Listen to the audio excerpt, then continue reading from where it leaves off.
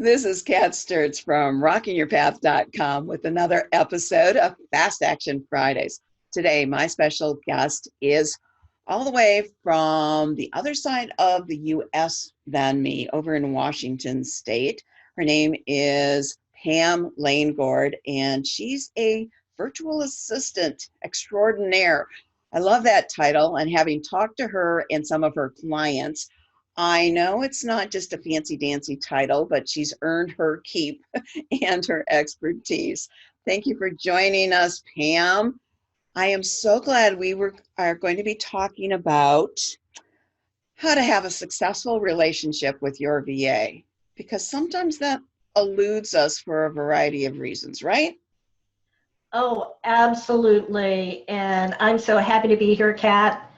And putting together those successful relationships is something that I'm really passionate about because I hear so many horror stories about failed relationships with VAs, and it breaks my heart.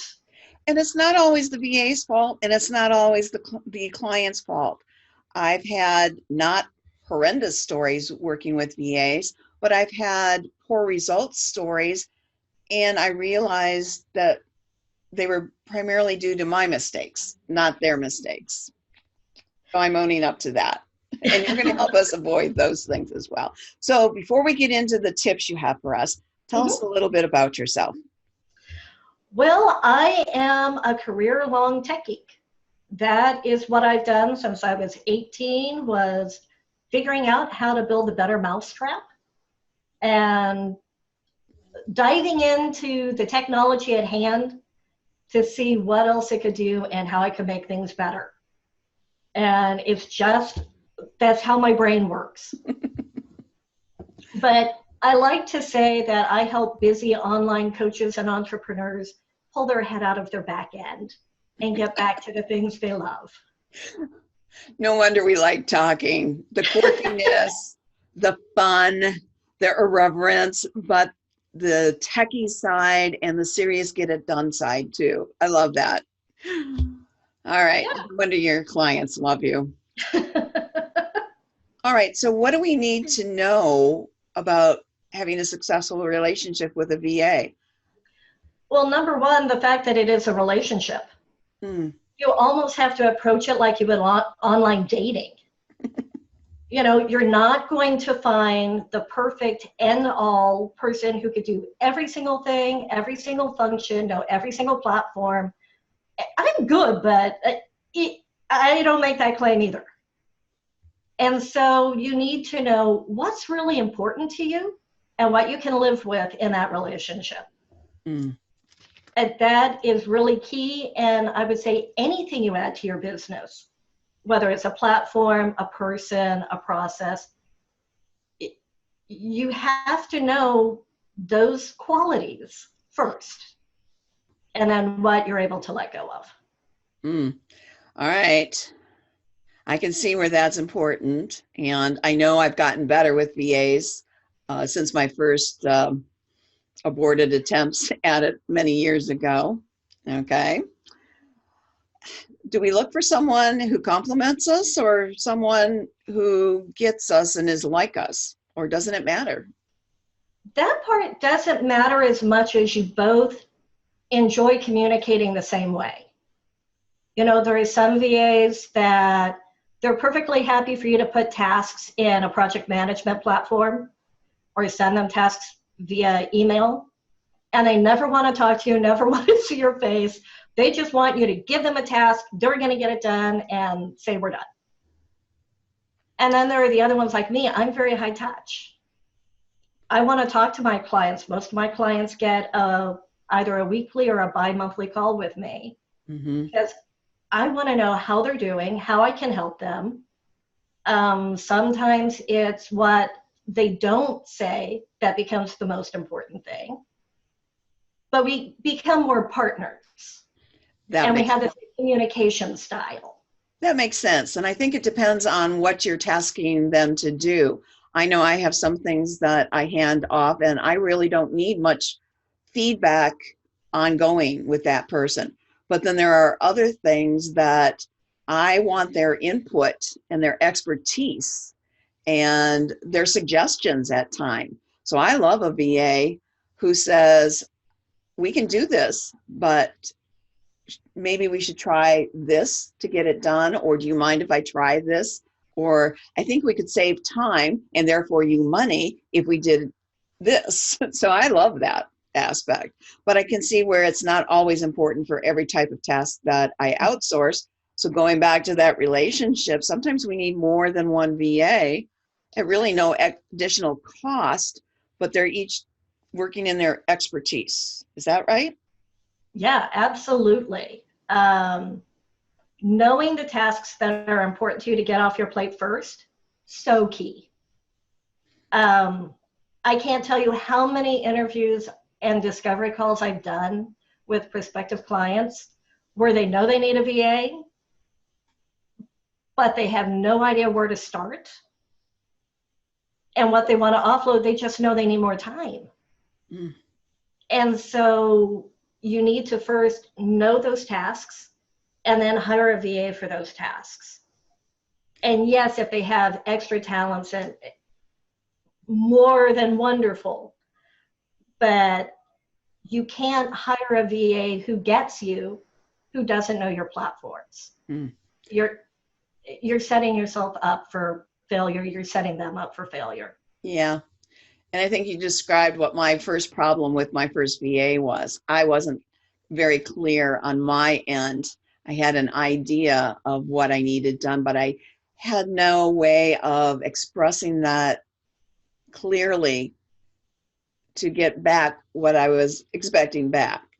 Mm-hmm. So, all right. Sounds like another tip coming up that helps us overcome that problem. Yes, as a matter of fact, it is. And that is know how much time it takes you to do a task. And why is that important? It's important both for expectations of the VA, but also there's a trust element involved. I've had clients hold back certain elements of a task because they swear it only takes them 5 minutes, yet it holds me up in performing the task for them. And I've been known to ask for them to time it. Go through it, and you tell me honestly it only took you 5 minutes. Because many times, those are the time suckers, and those become the tasks you need to offload. You need to build that trust and relationship with your VA so they have the full scope of the task. Mm-hmm. And you're not piecemealing things out to them, because it gets very frustrating for you and for the VA. I can see that. Also, even though I think one of the hesitations we have is money's scarce. Mm-hmm. So if they take too much time, it's costing me more, and we're not seeing the investment value back in return on investment, them allowing us to make more money in that time. So I do have clients who have hired VAs and wouldn't let go of the task, and then thought they were paying for just time and not getting the results back. And it's like, but you never let them do their job. Right. And you kept using that time that you should have been out doing your thing and getting clients and serving your clients. So of course there was no return on investment. Is that something you see frequently, or can you address that a little bit? How do we identify that, get over that little hump? A lot of it is building that trust with your VA, and how, especially people that aren't set up, have never had a VA relationship. I tell them flat, start very small. Start with one. Mm-hmm. One full task. You know how long it should take. Give your VA a little leeway because they've never done it before. But after the first few times, they should come pretty close to how long it took you to do the task. Or quicker, right? Or quicker, because they should be able to focus on it completely. Okay. What else do we look at? What's your next big tip for us? My next big tip would be make sure you have an out clause. All right. Talk about that. What do we look for in this out clause other than divorce? Well, yeah, sometimes it comes up to divorce, but I build into my contracts a trial period to allow us to figure out with a couple small tasks. Is this going to work? Does our communication style mesh? Are your expectations being met? Mm-hmm. And there's a trend among VAs to go to flat rates. And so from the VA side, they're trying to, figure out all the tasks you need and give you a flat rate. And that is scary as shit for a business owner where money is tight and they're struggling with the trust and being able to let stuff go. And so I always say allow for an out clause. Let's date before we marry. All right. And not everybody's a good fit for everybody else, are they? Oh, hell no. No. And you'll usually know very quickly. I had a client not too long ago. We realized very amicably 3 days into it that our communication styles did not mesh. It just wasn't going to work. It would be too much work for both of us. Mm. Whereas a good relationship, it's like that VA you had that used to almost read your mind. It's a partnership, Yep. but it should be a fun one.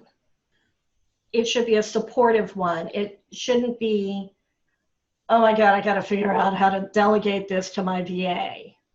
Or I have to, bird dog stuff down for them. It shouldn't be painful.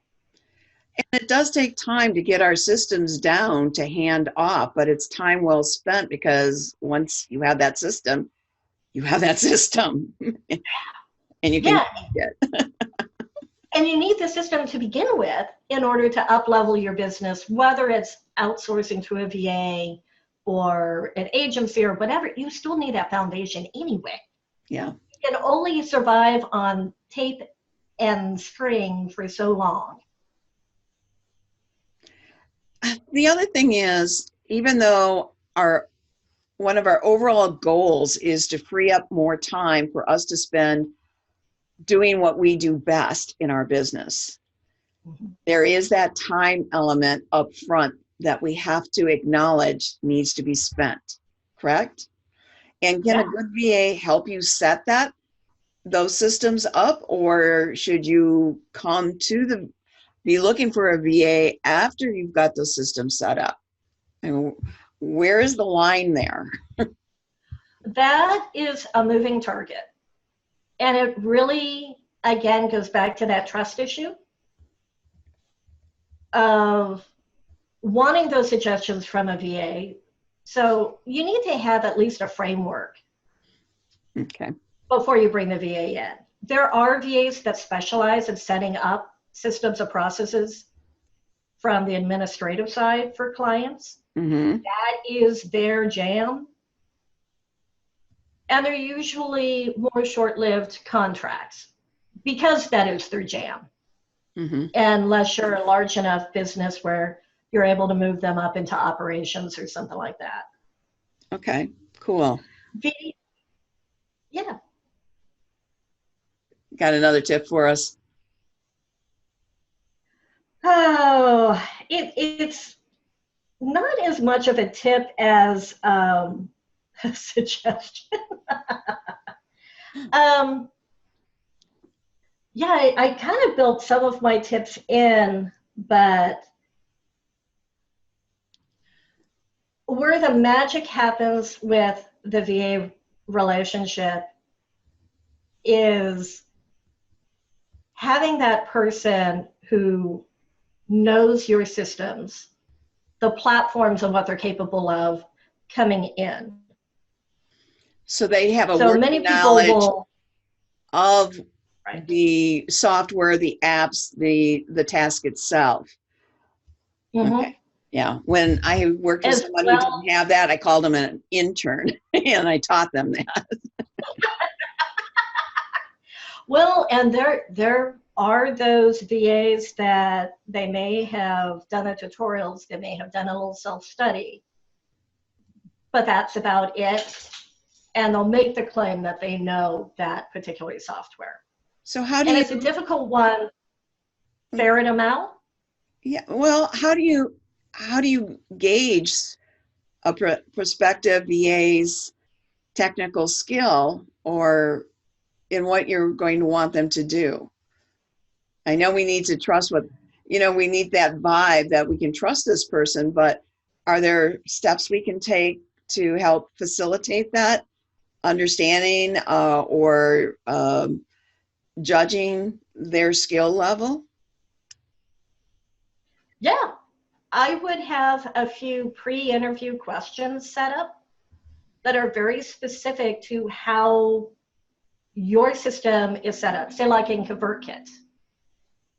It's super easy to set up a broadcast to go out. It's a little less easy to set up an automation with it. So ask you very pointed.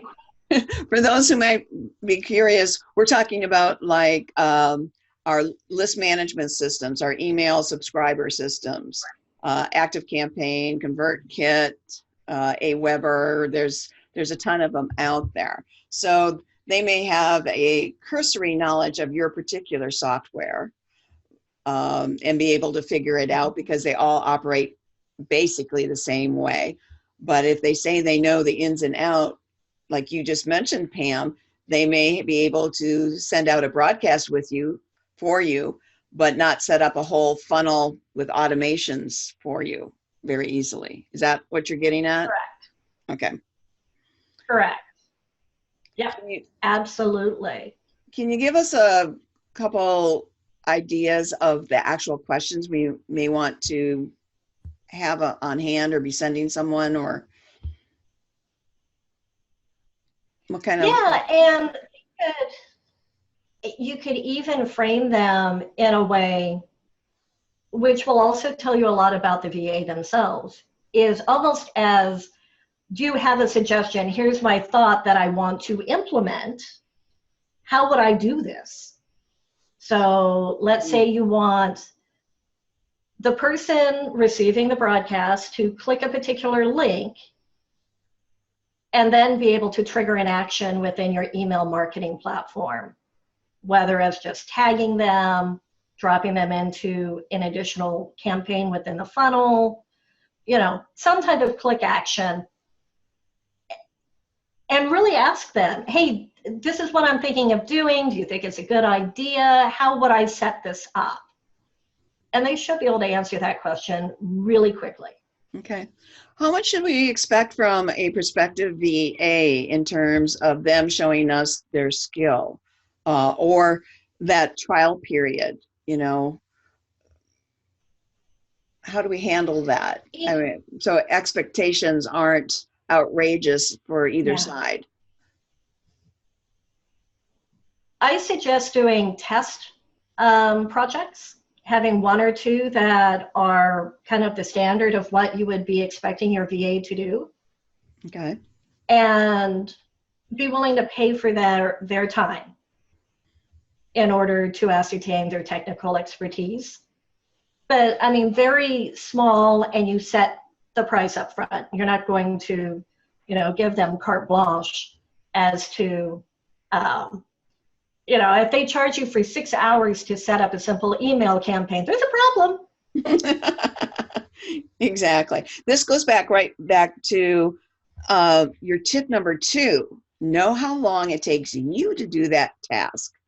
How does someone who's never done that task, doesn't know how to do that task, how do they determine how long a task should take? If they've had a successful VA experience, and I've had many clients who have had great VAs, ask them how long it took them. Ask your friends. Do a little due diligence just so you have a good base knowledge, if you've never done those tasks, as to the expectation of time. That's a great advice. And those who are listening to this, if you come into my group on Facebook, Rocking Your Path Community, you can ask that type of question and get answers. There are lots of other groups that you may belong to that you can ask that question to. And I bet with a little bit of research, you could probably come up with some statistics and blog posts that where people have discussed this. But I don't know about you, Pam. I'd rather hear directly from someone I know what their experience was than take someone I don't know and who just may be pulling facts and figures out of the air.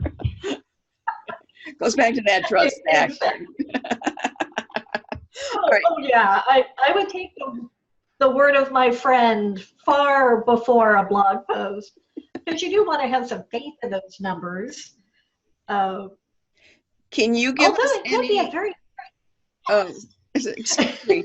Can you give us any examples of standard amounts of time? And I know I'm putting you on the spot on this one. And I know, setting up a broadcast for somebody or a funnel for somebody or a landing page is different. If I can supply all of the text for a landing page and I just want them to design it, is different than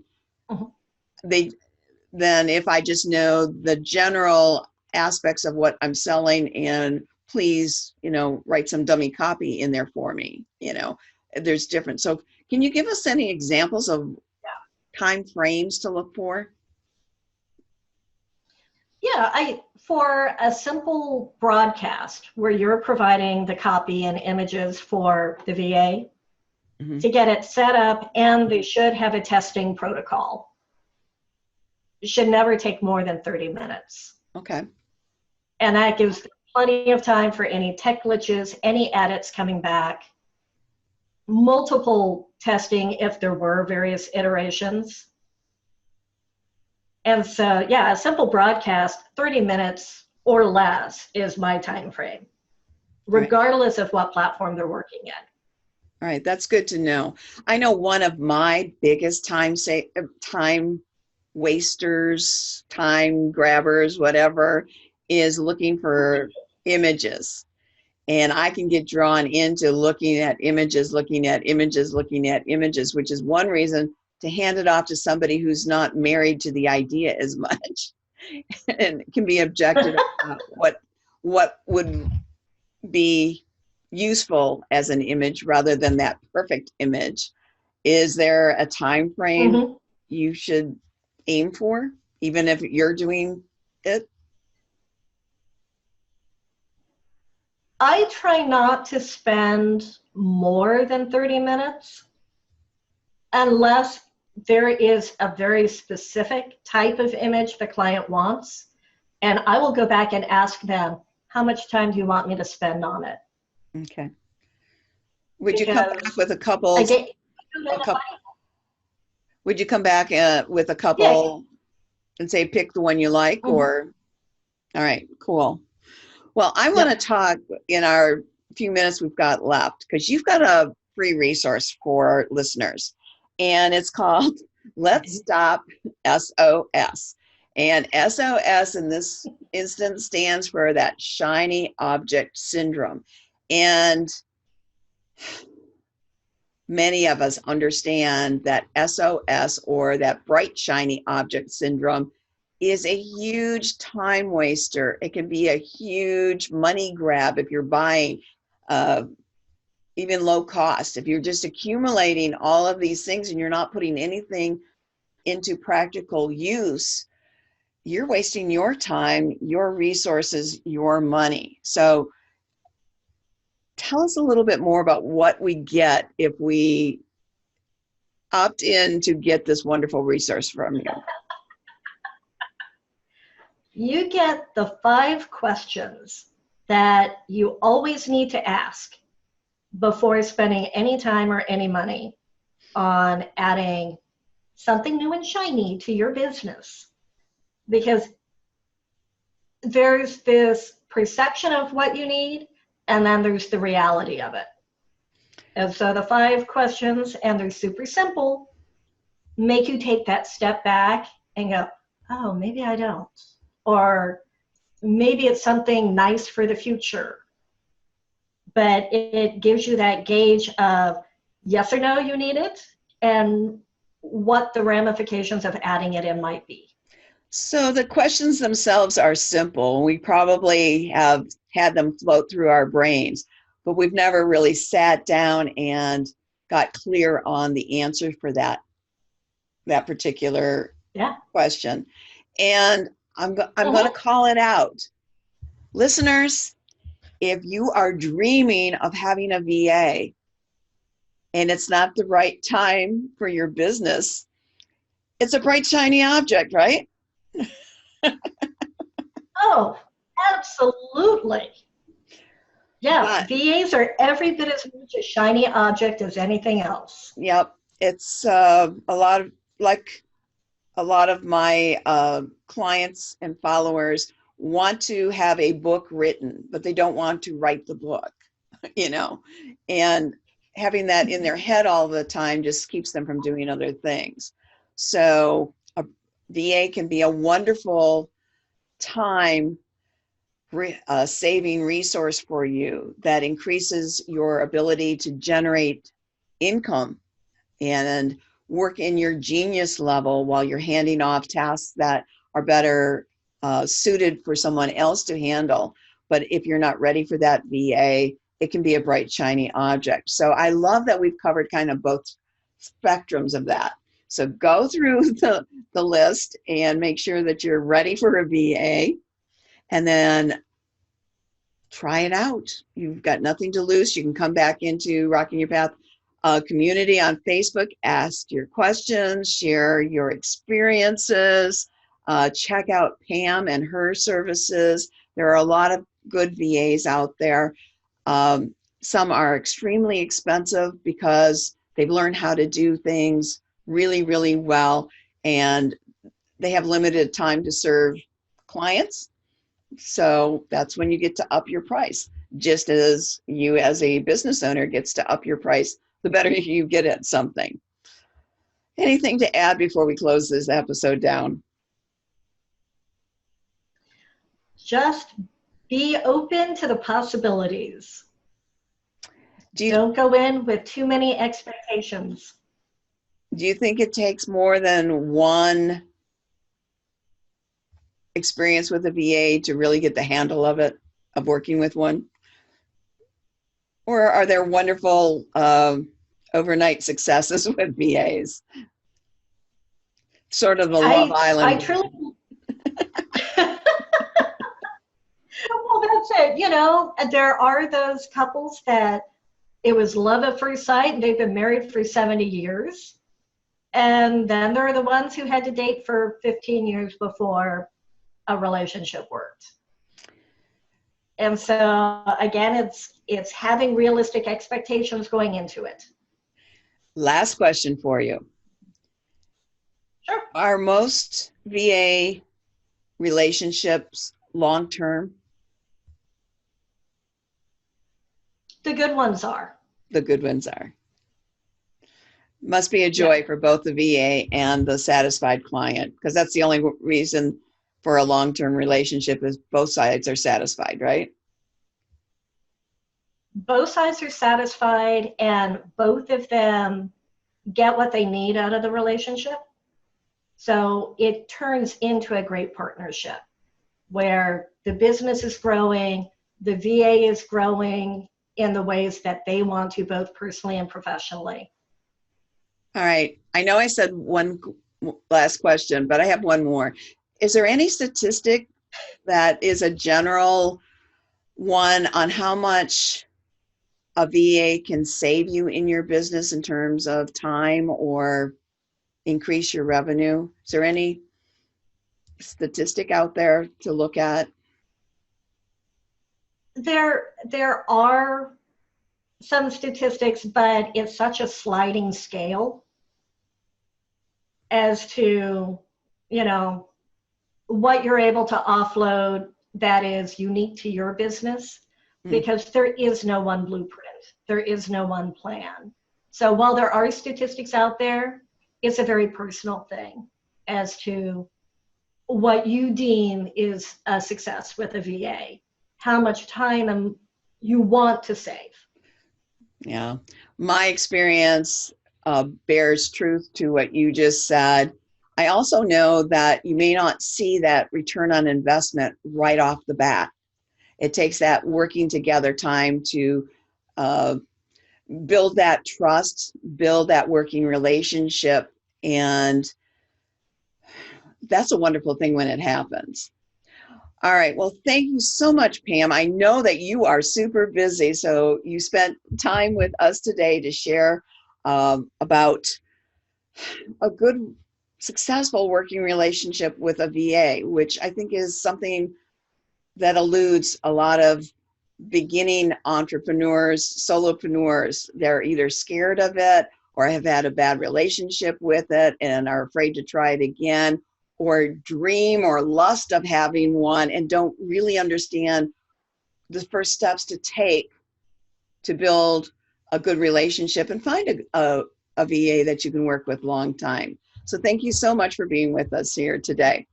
If you're listening, remember to check rockingyourpath.com for the post related to this episode with Pam Langord and get the link for her free download. If you're watching this, that link's going to be right here in the notes. Thanks again. This is Kat Sturtz from rockingyourpath.com, closing another episode of Fast Action Fridays. Come back next week when I have another great guest helping you rock your unique path to success. Bye-bye.